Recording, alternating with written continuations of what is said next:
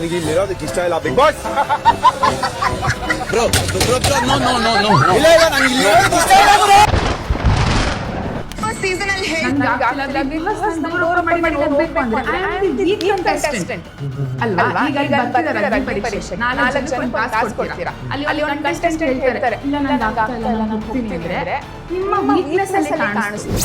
ನೀವು ಅಗ್ನಿ ಪರೀಕ್ಷೆ ಹೋಗಿ ಅವ್ರಿಗೆ ಒಂದು ಪರೀಕ್ಷೆ ಕೊಟ್ಬಿಟ್ಟು ಬಂದ್ವಿ.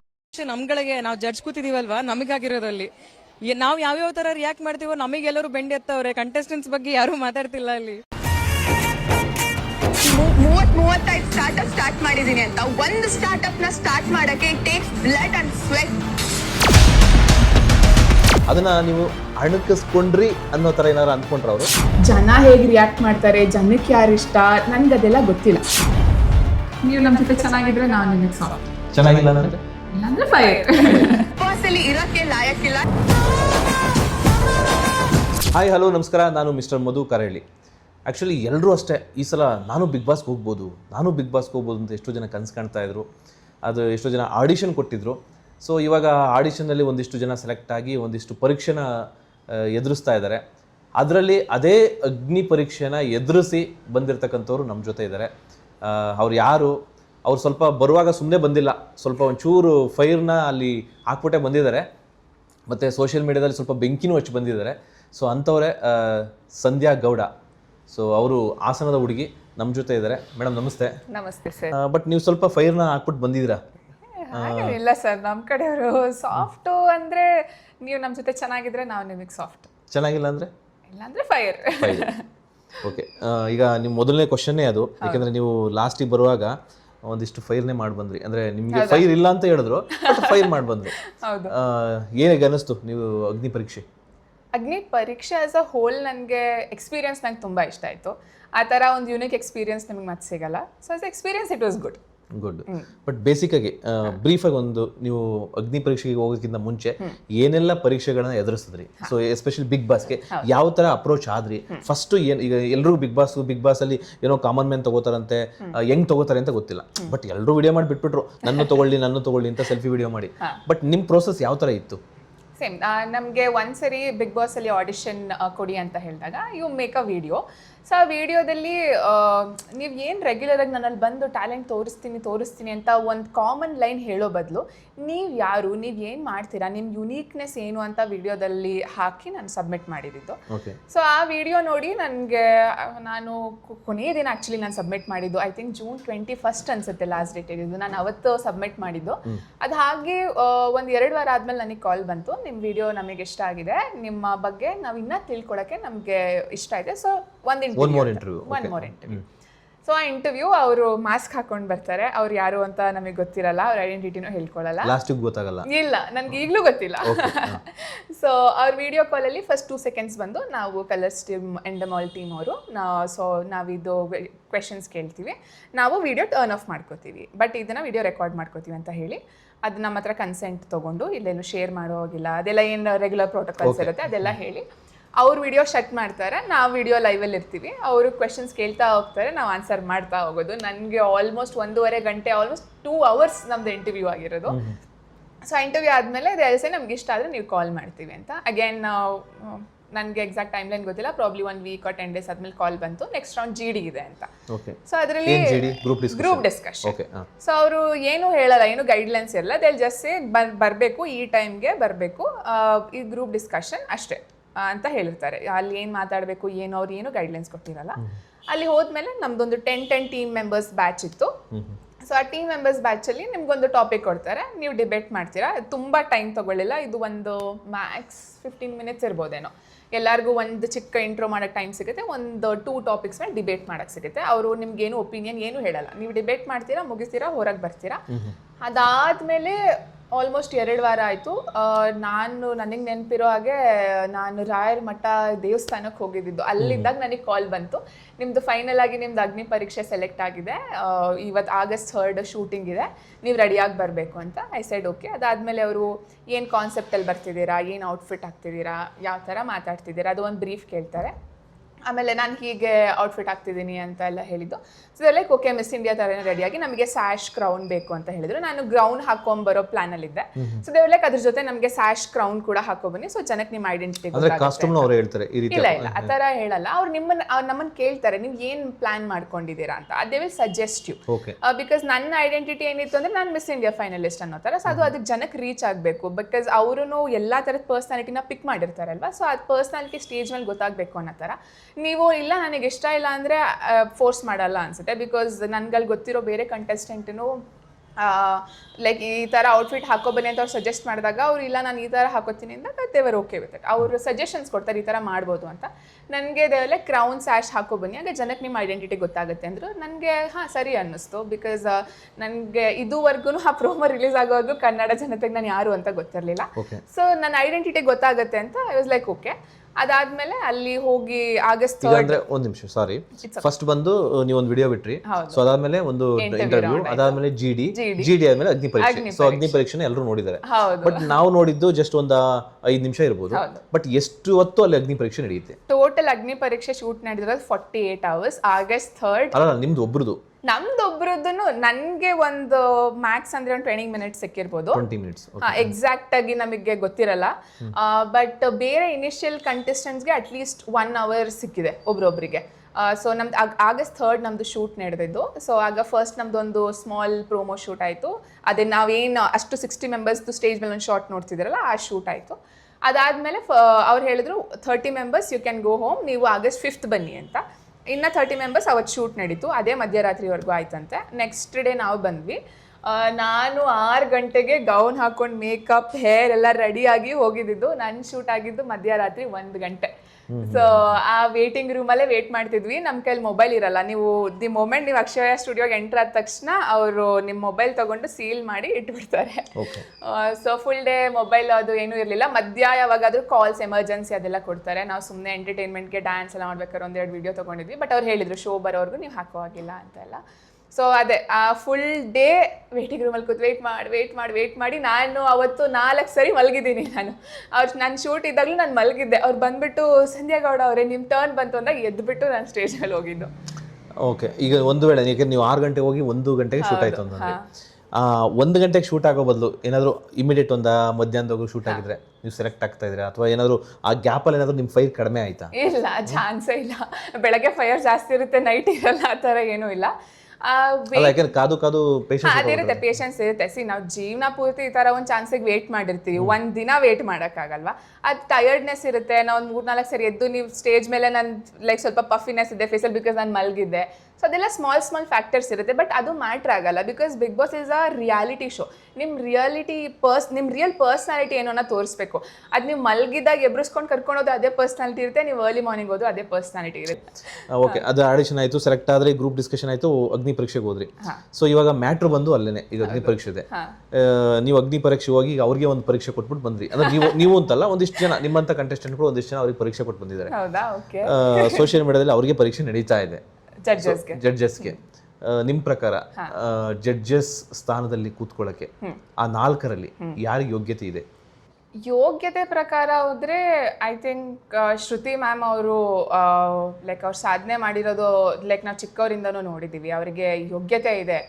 ಅಲ್ಲಿರೋ ಜಡ್ಜಸ್ಗೆ ಯೋಗ್ಯತೆ ಅಂದ್ರೆ ಅರ್ಹತೆ ಅಂತ ಹೇಳೋಣ, ಯೋಗ್ಯತೆ ಬೇಡ. ಯೋಗ್ಯತೆ ಐ ಥಿಂಕ್ ಅವ್ರಿಗಿದೆ, 4 ಜನಕ್ಕೂ ಇದೆ, ಇಲ್ಲ ಅಂತ ಅಲ್ಲ.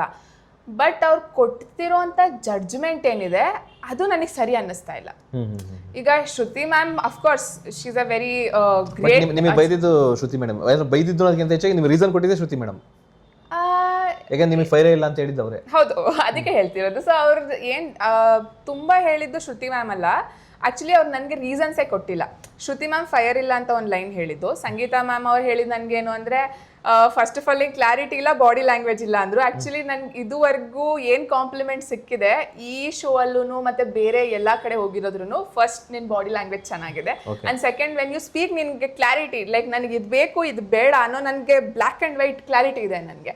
ಸೊ ಅದೇ ಇಲ್ಲ ಅಂದ್ಬಿಟ್ರು. ಅವೆರಡು ರೀಸನ್ ಕೊಟ್ಟಿದ್ದು. ಚಂದನ್ ಶೆಟ್ಟಿ ಸರ್ ಅವ್ರು ಗ್ರೀನ್ ಕೊಟ್ಟರು, ಬಟ್ ಅವ್ರು ನನಗೆ ಏನು ರೀಸನ್ ಕೊಡಲಿಲ್ಲ. ಇನ್ನು ವಿನಯ್ ಗೌಡ ಸರ್ ಅವರು ರೆಡ್ ಕೊಟ್ಟರು, ಅದಕ್ಕೆ ಅವ್ರು ರೀಸನ್ ಕೊಡೋ ಅವಶ್ಯಕತೆ ಇರಲಿಲ್ಲ. ಯಾಕೆ ನಿಮಗೆ ಯಾಕೆ ರೆಡ್ ಕೊಟ್ಟರು? ಐ ಥಿಂಕ್ ಅವ್ರಿಗೆ ಈಗೋ ಹರ್ಟ್ ಆಯ್ತು ಅನ್ಸುತ್ತೆ. ಲೈಕ್ ನನಗೆ ಅಲ್ಲಿ ಆ ಸ್ಟೇಜ್ ಮೇಲೆ ಇದ್ದಾಗ ಬೇರೆಯವ್ರ ಪ್ರಾಸೆಸ್ ಹೇಗಾಗ್ತಿದೆ ನಂಗೆ ಗೊತ್ತಿಲ್ಲ. ನಾವು ವೇಟಿಂಗ್ ರೂಮಲ್ಲಿ ಇರ್ತಿದ್ದು, ಆ ಕಂಟೆಸ್ಟೆಂಟ್ ಹೋಗೋರು ಆಡಿಷನ್ ಕೊಡೋರು ಬೇರೆ ರೂಟಲ್ಲಿ ಹೋಗೋರು, ಅವ್ರು ನಮ್ದು ವಾಪಸ್ ಆ ರೂಟಲ್ಲೂ ಬರ್ತಾ ಇರಲಿಲ್ಲ. ಏನು ಹೇಳ್ತಿರ್ಲಿಲ್ಲ. ಓಕೆ. ಸೊ ಸ್ಟೇಜ್ ಮೇಲೆ ಏನಾಗ್ತಿದೆ, ಜಡ್ಜಸ್ ಹೇಗೆ ರಿಯಾಕ್ಟ್ ಮಾಡ್ತಿದ್ದಾರೆ, ನಮಗೇನೂ ಐಡಿಯಾ ಇಲ್ಲ. ಸೊ ನಮಗೆ ನಾನೇನು ಅಂದ್ಕೊಂಡೆ, ನಾನು ಟಾಸ್ಕ್ ಮಾಡಬೇಕಾದ್ರೆ ಲೈಕ್ ಯಾರೂ ಸ್ಟೇಜ್ ಮೇಲೆ ಹೋಗಿ ಹಾಂ ಆಯಿತು ಇವತ್ತು ಹೋಗಿ ಜಡ್ಜಸ್ ಅವಮಾನ ಮಾಡೋಣ ರಿಜೆಕ್ಟ್ ಆಗಿ ಬರೋಣ ಅಂತ ಯಾರು ಅಂದ್ಕೊಳ್ಳಲ್ಲ. ಎಲ್ಲ ಸ್ಟೇಜ್ ಮೇಲೆ ಹೋಗ್ಬೇಕಾದ್ರೆ ನಮ್ಮ ಟ್ಯಾಲೆಂಟ್ ತೋರಿಸೋಣ, ಸೆಲೆಕ್ಟ್ ಆಗೋಣ ಅನ್ನೋ ಹೋಪಲ್ಲೇ ಹೋಗಿರ್ತಾರೆ. ನಾನು ಅದೇ ಹೋಪಲ್ಲಿ ಹೋಗಿದ್ದಿದ್ದು. ಬಟ್ ನನಗೆ ಒಂದು ಸ್ಟ್ರಾಂಗ್ ಪರ್ಸ್ನಾಲಿಟಿ ಇದೆ. ನೀವು ಒಂದು ಟಾಸ್ಕ್ ಕೊಟ್ಟು ಮಾಡು ಅಂದರೆ ನಾನು ಅದಕ್ಕೆಲ್ಲ ಎದುರ್ಕೊಂಡು ಹಿಂದೆ ಬರಲ್ಲ. ಯಾರು ಏನು ಅನ್ಬೋದು, ನನಗೆ ಇದು ನನ್ನ ಪರ್ಸ್ನಾಲಿಟಿ, ಇದು ನನ್ನ ಥಾಟ್ ಪ್ರೊಸೆಸ್. ನೀವು ನನ್ನ ಜೊತೆ ಅಗ್ರಿ ಮಾಡ್ಬೋದು, ಅಗ್ರಿ ಮಾಡದೇ ಇರ್ಬೋದು, ಬಟ್ ಇದೇ ನಂದು ರಿಯಾಲಿಟಿ. ಸೊ ನನ್ನಲ್ಲಿ ನಾನು ಏನಿದ್ದೀನಿ, ನನ್ನ personality I am very comfortable with that. So ಅಲ್ಲಿ ಹೋದಾಗ ನಮಗೆ ಇನಿಷಿಯಲಿ ಇಂಟ್ರೋ ಅಂದಿದ್ರು, ಬಟ್ ಇಂಟ್ರೋಗೆ ನಮಗೆ ಟೈಮ್ ಆಗಿಲ್ಲ ಬಿಕಾಸ್ ವೆರಿ ಲೇಟ್ ನೈಟ್ ನಾವು ಮಾಡ್ತಾ ಇದ್ವಿ. ಅವ್ರು ನಂಗೆ ಫಸ್ಟ್ ಕ್ವೆಶನ್ ಕೇಳಿದ್ದೇನೆ, ನೀವು ವೈ ಬಿಗ್ ಬಾಸ್. ಸೊ ನಾನು ಸ್ಟಾರ್ಟಿಂಗ್ ಹಲೋ ನಾನು ಸಂಧ್ಯಾ ಗೌಡ ಅಂತ ಹೇಳಿದ್ದೇನಲ್ಲ, ಅದು ಅದೇ ಕ್ವೆಶನ್ಗೆ. So that question happened. ಅದಾದಮೇಲೆ ಟಾಸ್ಕ್ ಬಂತು. ಸೊ ಟಾಸ್ಕ್ ಮಾಡಬೇಕಾದ್ರೂ ನನಗೆ ನಾನು ಯಾವ ಪರ್ಸ್ಪೆಕ್ಟಿವಲ್ಲಿ ನೋಡಿದ್ದು ಅಂದರೆ, ಆ್ಯಸ್ ಅ ಜಡ್ಜ್, ಈಗ ನಾನು ಅವ್ರ ಸ್ಥಾನದಲ್ಲಿದ್ದು, ಈಗ ಲೆಟ್ಸೆ ನಾನು Bigg Boss last year finalist ಆಗಿದ್ದೆ, ನಾನು ಜಡ್ಜ್ ಆಗಿದ್ದೀನಿ. ಈಗ ಒಂದು ಕಂಟೆಸ್ಟೆಂಟ್ ಬರ್ತಾರೆ, ಅವ್ರಿಗೆ ನಾವು ಹೇಳ್ತೀವಿ ಬ್ರೂಟಲ್ ನಾಮಿನೇಷನ್ ಮಾಡಬೇಕು. ಟಾಸ್ಕ್ ನಾಮಿನೇಷನ್ ಅಲ್ಲ, ಬ್ರೂಟಲ್ ನಾಮಿನೇಷನ್ ಇದ್ದಿದ್ದು. ಸೊ ನನಗೆ ಬಂದು ಬ್ರೂಟಲ್ ನಾಮಿನೇಟ್ ಮಾಡಿ ಅಂದರೆ ನನಗೆ ಬ್ರೂಟಲ್ ಆಗಿ ನಾಮಿನೇಟ್ ಮಾಡೋ ಕೆಪಾಸಿಟಿ ಇದೆ ನನಗೆ. ಸೊ ನಾನು ಅಲ್ಲಿ ಹೋಗಿ ಚಂದನ್ ಶೆಟ್ಟಿ ಸರ್, ವಿನಯ್ ಗೌಡ ಸರ್ ತಗೊಂಡ್ರೆ, ನನ್ನ ಮೈಂಡಲ್ಲಿ ಇವರಿಬ್ಬರಲ್ಲಿ ನನ್ಗೆ ಯಾರಿಗೆ ಸಾಲಿಡ್ ಪಾಯಿಂಟ್ಸ್ ಇದೆ, ಜನ ಹೇಗೆ ರಿಯಾಕ್ಟ್ ಮಾಡ್ತಾರೆ, ಜನಕ್ಕೆ ಯಾರು ಇಷ್ಟ, ನನಗೆ ಅದೆಲ್ಲ ಗೊತ್ತಿಲ್ಲ. ರೈಟ್, ನಾನು ಅಲ್ಲಿಗೆ ಹೋಗಂಗೆ ಮಾಡಬೇಕಾದ್ರೂ ಜನದ ಸಪೋರ್ಟ್ ಸಿಗುತ್ತೆ ಅನ್ನೋ ನಂಗೆ ಐಡಿಯಾನೇ ಇಲ್ಲ. ನನ್ನ ಮೈಂಡ್ ಏನು ಮಾಡ್ತು, ಓಕೆ 2 ಪಬ್ಲಿಕ್ ಫಿಗರ್ ಇದೆ, ಇವ್ರಿಗೆ ಒಬ್ಬರು ನಾಮಿನೇಟ್ ಮಾಡಬೇಕು. ಯಾರಿಗೆ ಅಗೇನ್ಸ್ಟ್ ನನ್ನ ಹತ್ರ ಸಾಲಿಡ್ ಪಾಯಿಂಟ್ಸ್ ಇದೆ, ಅದು ವಿನಯ್ ಗೌಡ ಸರ್ ಹತ್ರ ಪಾಯಿಂಟ್ಸ್ ಇದೆ. ನಾನು ಚಂದನ್ ಶೆಟ್ಟಿ ಅವ್ರಿಗೆ ಹೇಳಿದ್ರೆ ಈಗಲೂ ನಾನು ಥಿಂಕ್ ಮಾಡಿದೆ ನಾಮಿನೇಟ್ ಮಾಡಬೇಕು ಅಂತ, ನನ್ನ ತಲೆಯಲ್ಲಿ ಸಾಲಿಡ್ ಪಾಯಿಂಟ್ಸ್ ಇಲ್ಲ. ಸೊ ನನಗೇನಿತ್ತು, ನನ್ನ ಪರ್ಸ್ನಾಲಿಟಿನ ತೋರಿಸ್ಕೋಬೇಕು. So I want to come up with a solid reasons. 1 2 3 you are nominated. ನಾನು ನಾಮಿನೇಟ್ ಮಾಡ್ತಿದ್ದೀನಿ ಅಂದರೆ ಯಾವ ಥರ ಮಾಡಬೇಕು ಅಂದರೆ, ಜನಕ್ಕೆ ಕನ್ವಿನ್ಸ್ ಆಗಬೇಕು, ಆಯಿತು ಇವ್ನು ಯೂಸ್ಲೆಸ್, ಇವ್ನು ಮನೆಯಿಂದ ಹೊರಗೆ ಹಾಕಬೇಕು ಅಂತ. ಸೊ ಆ ಥರ ನಾಮಿನೇಟ್ ಮಾಡಬೇಕು. ನಾನಲ್ಲಿ ಹೋದೆ, ನನ್ನ ಟಾಸ್ಕ್ ಇವರಿಬ್ಬರಲ್ಲಿ ಮಾಡಬೇಕು. ಫಸ್ಟ್ ನಾಮಿನೇಷನ್ ಇವರು, first reason, second reason, third reason ನೀವನ್ನ ನಾಮಿನೇಟ್ ಮಾಡ್ತಾ ಇದ್ದೀನಿ. ಚಂದನ್ ಶೆಟ್ಟಿ ಸರ್ಗೆ ಅಷ್ಟೇ, first reason, second reason, third reason ನೀವು ಸೇವ್ ಮಾಡ್ತಾ ಇದ್ದೀನಿ. ಇಷ್ಟು ಹೇಳಿ ಬಂದಾಗ್ಲೂ ನನಗೇನು ಅನ್ನಿಸ್ತು ಅಂದರೆ, ನಾನು ಟಾಸ್ಕಿಗೆ 100% ಕೊಟ್ಟಿದ್ದೀನಿ. ಆ್ಯಸ್ ಎ ಜಡ್ಜ್ ನೀವು ಅದನ್ನು ಪರ್ಸ್ನಲ್ ಆಗಿ ತಗೋಬಾರ್ದು. ಈ ಹುಡುಗಿಗೆ ಎಷ್ಟು ಕ್ಲಾರಿಟಿ ಇದೆ, ಒಬ್ಬರನ್ನ ಈವನ್ ದೋ ನಾನು ಸೆಲೆಬ್ರಿಟಿ ಆದ್ರೂ, ಬಿಕಾಸ್ ಈ ಕಾಮನರ್ ಆಗಿ ಹೋದ್ರೂ ನೀವು ಸೆಲೆಬ್ರಿಟಿಗೆ ಆಪೋನೆಂಟ್ ಆಗಿ ನಿಲ್ತೀರಾ.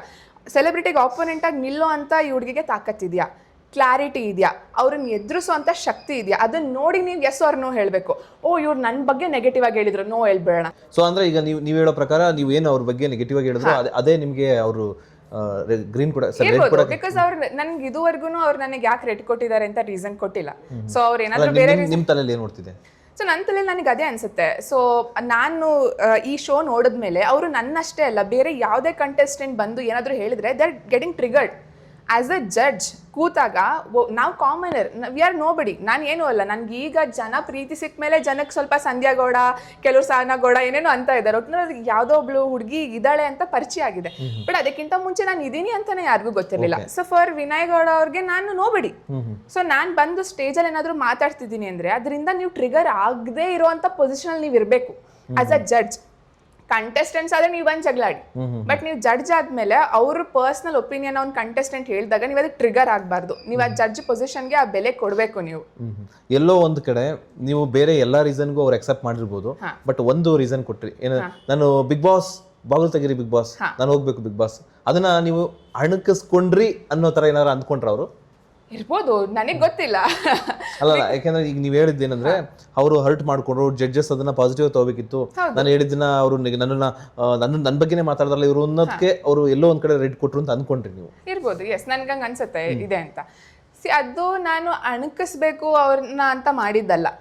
ನಾನು ಸಾಲಿಡ್ ರೀಸನ್ ಕೊಡ್ಬೇಕು ಅಂತ. ಹೌದು, ನಾನು ಇನ್ನ ಹೇಳ್ತೀನಿ. ನೀವು ಈಗ ಬಿಗ್ ಬಾಸ್, ಈಗ ನಾನೇ ಬಿಗ್ ಬಾಸಿಗೆ ಹೋದೆ ಅನ್ಕೊಳ್ಳಿ, ಹೈಪೋಥೆಟಿಕಲ್ ಆಗಿ 2-3 ಟಾಸ್ಕ್ ಬಂತು, ನನ್ಗೆ ಆಗ್ತಿಲ್ಲ ಬಿಗ್ ಬಾಸ್, ನಾನು ಡೋರ್ ಓಪನ್ ಮಾಡಿ ನಾನು ಹೋಗ್ಬೇಕು ಅಂದ್ರೆ I am the weak contestant ಅಲ್ವಾ? ಈಗ ಅಲ್ಲಿ ಬರ್ತಿದ್ದಾರೆ ಅಗ್ನಿ ಪರೀಕ್ಷೆಗೆ, 4 ಜನಕ್ಕೆ ಒಂದು ಟಾಸ್ಕ್ ಕೊಡ್ತೀರಾ, ಅಲ್ಲಿ ಒಂದು ಕಂಟೆಸ್ಟೆಂಟ್ ಹೇಳ್ತಾರೆ ಇಲ್ಲ ನಂಗೆ ಆಗ್ತಾ ಇಲ್ಲ ನಾನು ಹೋಗ್ತೀನಿ ಅಂದ್ರೆ ವಿನಯ್ ಗೌಡ ಸರ್ ಅವ್ರು ಏನ್ ರಿಪ್ಲೈ ಮಾಡ್ತಾರೆ? ನೀನು ವೀಕ್ ಕಂಟೆಸ್ಟೆಂಟ್, ನಿನಗೆ ಎಲ್ಲಿ ಇರೋಕ್ಕೆ ನಿನಗೆ ಶಕ್ತಿ ಇಲ್ಲ, so you don't deserve to be here ಅಂತ ಅವ್ರ ಜಜ್ಮೆಂಟ್ ಪಾಸ್ ಮಾಡ್ತಾರೋ ಇಲ್ವೋ. ಸೊ ನೀವು ಆಸ್ ಅ ಕಂಟೆಸ್ಟೆಂಟ್ ಮನೆಗೆ ಹೋಗಿ ಆ ಟಾಸ್ಕಲ್ಲಿ ಏನಾಯ್ತೋ ಏನೋ, ಸೊ ಯು ಲೈಕ್ ನೀವು ಬ್ರೇಕ್ ಡೌನ್ ಆಗಿ ಇಲ್ಲ ನನಗೆ ಇರೋಕ್ಕೆ ಇಷ್ಟನೆಲ್ಲ ನಾನು ಹೋಗ್ತೀನಿ ಅಂತ ನೀವು ಒಂದು ಮಾತು ಹೇಳ್ತೀರಾ ಅಂದರೆ ನಿಮ್ಮ ವೀಕ್ನೆಸ್ ಅಲ್ಲಿ ಕಾಣಿಸ್ತು. ಸೊ ನಾನು ಅಟ್ ದಟ್ ಟಾಸ್ಕ್ ನಾನು ನಿಮ್ಮನ್ನ ಕೋ ಕಂಟೆಸ್ಟೆಂಟ್ ಆಗಿ ಟ್ರೀಟ್ ಮಾಡ್ತಿದ್ದೀನಿ ಅಂದರೆ ಅಲ್ಲಿ ಪಿಕ್ ಇಟ್ ಅಪ್, ನೀವು ವೀಕ್ ಇದ್ದೀರಾ ಹೋಗಿ ಮನೆಗೆ ಅಂತೀನಿ. ಓಕೆ, ಈಗ ಆಕ್ಚುಲಿ ನಾನು ಆಗಲೇ ಕ್ವಶನ್ ಕೇಳಿದೆ, ಅದು ಇನ್ನೊಂದು ರಿಪೀಟ್ ಕ್ವಶನ್ ಬರಬೇಕಿತ್ತು, ಅಷ್ಟೊಳಗಡೆ ನೀವು ಬೇರೆ ಎಲ್ಲೆಲ್ಲ ತೊಗೊಂಡಿದ್ರಿ. ಯಾರಿಗೆ ಅರ್ಹತೆ ಇದೆ ಅಂತ ಹೇಳಿದ್ರಿ, ಇನ್ನು ಈ 3 ಜನಕ್ಕೆ ಇಲ್ಲ ಅಂತೀರಾ? ಇಲ್ಲ ಅಂತ ಅಲ್ಲ, ನಾನು ಹೇಳ್ದಂಗೆನೆ ಐ ಥಿಂಕ್ 4 ಜನ ಸೆಲೆಬ್ರಿಟೀಸೇ ಅವ್ರದ್ದು. ಸೆಲೆಬ್ರಿಟೀಸ್ ಓಕೆ, ಬಟ್ ಜಡ್ಜ್ ಮಾಡ್ಬೋದು ಇವರು, ಕರೆಕ್ಟಾಗಿ ಜಡ್ಜ್ ಮಾಡ್ತಾವ್ರೆ, ಕರೆಕ್ಟಾಗಿ ಕಂಟೆಸ್ಟೆಂಟ್ ಅವರು ಸೆಲೆಬ್ರಿಟೀಸ್, ಅವರು ಜಡ್ಜ್ ಮಾಡಬಹುದಿತ್ತು. 4 ಜನಕ್ಕೂ ಆ ಕೆಪಾಸಿಟಿ ಇದೆ, ಬಟ್ ಅವ್ರು ಜಡ್ಜ್ಮೆಂಟ್ ಮಾಡಿದ 4 ಜನ ಕೊಟ್ಟಿದ್ದಂತ ಜಡ್ಜ್ಮೆಂಟ್ ನನಗೆ ಓಕೆ ಅನ್ನಿಸ್ತಿಲ್ಲ. ಓಕೆ, ಈಗ ನೀವು ಸೆಲೆಕ್ಟ್ ಆಗಿಲ್ಲ, ಅದಕ್ಕೆ ನಿಮ್ಗೆ ಓಕೆ ಅನ್ನಿಸ್ತಿಲ್ಲ. ಹೌದು, ಸೆಲೆಕ್ಟ್ ಆಗಿರೋರಿಗೆ ಅವ್ರಿಗೆ ಕರೆಕ್ಟ್ ಅನ್ಸ್ಬೋದಲ್ವಾ? ಸೇಮ್ ಕ್ವೆಶನ್ ನನಗೂ ಅದೇ ಅನ್ಸಿರೋದಲ್ವಾ. ಸೊ ಈಗ ನಾನು ಯಾಕೆ ಹಿಂಗೆ ಮಾತಾಡ್ತಿದ್ದೀನಿ ಅಂದ್ರೆ ನಾನು ಸೆಲೆಕ್ಟ್ ಆಗಿಲ್ಲ ಅಂತ ಅಲ್ಲ, ನೀವು ನನ್ನ ರಿಜೆಕ್ಟ್ ಮಾಡ್ಬೋದು, ಬಿಕಾಸ್ ನೀವು ಆಸ್ ಅ ಪರ್ಸನ್ ನನ್ನಲ್ಲಿ ಕೆಪಾಸಿಟಿ ನೋಡ್ಬೋದು, ನೋಡದೇ ಇರ್ಬೋದು, ಅದು ನಿಮಗೆ ಬಿಟ್ಟಿದ್ದು ಅಲ್ವಾ. ಈಗ ನಾನು ಸೇಮ್ ಲೈನ್ ರಿಪೀಟ್ ಮಾಡ್ತಿದ್ದೀನಿ, 60 ಮೆಂಬರ್ಸ್ ಏನು ಬಂದಿದ್ರು ಅಷ್ಟು ಜನ ಟ್ಯಾಲೆಂಟೆಡ್ ಇದ್ರು, ಅದ್ರಲ್ಲಿ 20 ಮೆಂಬರ್ಸ್ನ ಸೆಲೆಕ್ಟ್ ಮಾಡಿ ತೆಗಿಲೇಬೇಕು. 60 ಮೆಂಬರ್ಸ್ ಟ್ಯಾಲೆಂಟೆಡ್, 60 ಮೆಂಬರ್ಸ್ ಸ್ಟೇಜ್ ಮೇಲೆ ಕೂರ್ಸ್ಕೊಳಕ್ ಆಗಲ್ಲ. ಬಟ್ ನೀವು ತೆಗಿಬೇಕಿದ್ರೆ ವ್ಯಾಲಿಡ್ ರೀಸನ್ ಕೊಡಬೇಕು. ನಾನು ಈ ರೀಸನ್ಗೆ ನಿನ್ನನ್ನು ರಿಮೂವ್ ಮಾಡ್ತಾ ಇದ್ದೀನಿ ಅಂತ. ನನಗೆ ಬೇರೆಯವ್ರಿಗೆ ಏನು ರೀಸನ್ ಕೊಟ್ಟರು ಸೆಕೆಂಡ್ರಿ ಇಟ್ಕೊಳ್ಳೋಣ, ನನಗೆ ಕೊಟ್ಟಿದ್ದಂಥ ರೀಸನ್ಸ್ ಐ ಡೋಂಟ್ ಅಗ್ರಿ ಅವ್ರು ಏನು ರೀಸನ್ಸ್ ಕೊಟ್ಟರು ಅಂತ. ಈಗ ಒಂದು ವೇಳೆ ಈಗ ನೀವು ರಿಜೆಕ್ಟ್ ಆಗಿದ್ದೀರಿ, ಈಗ ಆಲ್ರೆಡಿ ಸೆಲೆಕ್ಟ್ ಆಗಿರೋರು ನೋಡಿದ್ದೀರಾ, ಆಲ್ರೆಡಿ ಕೂತಿದ್ದಾರೆ, ಎಲ್ಲ ಪರೀಕ್ಷೆನಲ್ಲಿ ಕೂತಿದ್ದಾರೆ. ಸೊ ಇಂಥವ್ರನ್ನೆಲ್ಲ ಸೆಲೆಕ್ಟ್ ಮಾಡಿದರೆ ನನ್ನನ್ನು ಯಾಕೆ ರಿಜೆಕ್ಟ್ ಮಾಡಿದ್ರು ಅಂತ ಅನಿಸ್ತಾ? ಇಂಥವ್ರನ್ನ ಯಾರನ್ನಾದ್ರೂ ನೋಡಿ ಇವ್ರನ್ನೇ ಸೆಲೆಕ್ಟ್ ಮಾಡಿದರೆ ನಾನು ಅದಕ್ಕಿಂತ ಪಾಸಿಟಿವ್, ಸೊ ಅದಕ್ಕಿಂತ ಪ್ಲಸ್ಸು, ಅಂಥವ್ರನ್ನ ಸೆಲೆಕ್ಟ್ ಮಾಡಿದರೆ ನನ್ನನ್ನು ಸೆಲೆಕ್ಟ್ ಮಾಡಿಲ್ಲ ಅಂತ ಎಲ್ಲೋ ಅನಿಸ್ತಿದೆ ನಿಮಗೆ? ನನಗೆ ಆ ಸ್ಟ್ರಾಂಗ್ ಒಪಿನಿಯನ್ ಇನ್ನ ಇಲ್ಲ.